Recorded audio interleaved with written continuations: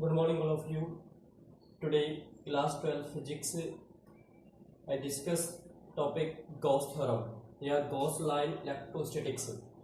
According to Gauss law, the surface integral of electrostatic field E vector produced by any source over any closed surface name is S, enclosing volume V in vacuum, that is total electric flux over closed surface S in vacuum is 1 upon epsilon naught times the total charge contained inside the S is called Gauss theorem. Gauss theorem क्या है कि एक surface integral होता है किसका कि जो electric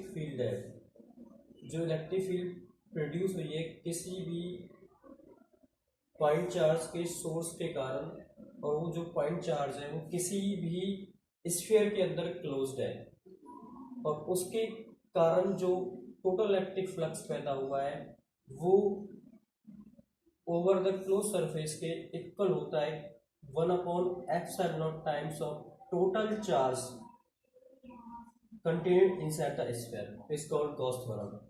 Proof of this Gauss theorem: suppose an isolated positive point charge plus q placed at the center O of the sphere of radius is r vectors.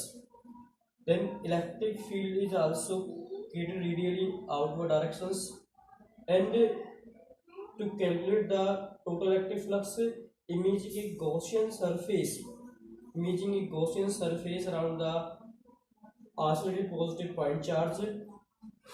What is the Gaussian surface? This Gaussian surface which have a fixed value of electric field intensity every point of the surface. N cap is the outward normals, R cap is the unit vectors directed from O to P, and ds is the small area element vectors. S is the spherical surface, and E vector is the electric field intensity. Now using the electric field intensity, E vector equal to 1 upon 4 pi epsilon naught q upon r square r cap, where r cap is the unit vector directed from O to P.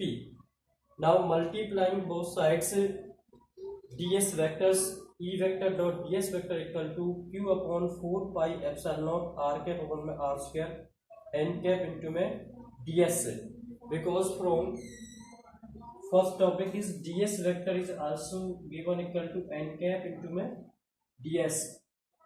Now solve this solutions: q upon 4 pi epsilon naught ds upon r square r cap dot n cap.